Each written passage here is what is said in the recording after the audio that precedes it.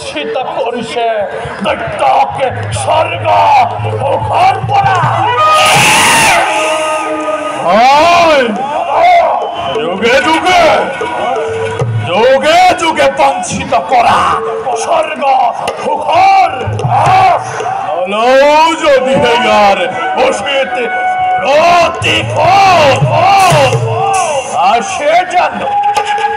আসে জানো চুক্তি মোর সঁচা কথা দাদা দৈত্য রৌরক্ষে জন্মিলো আমি দৈত্য পুরত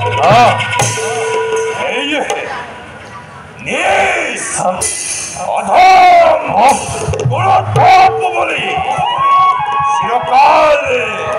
চিরকাল ঘৃণাই আমাক সেই কপতিয়া দেব সমাজে আজ্ঞা দিয়া দাদা এই মুহূর্তেই আক্রমণ করি অমরাবতীপুর ধ্বংস করি ইন্দ্র দেখুয়াও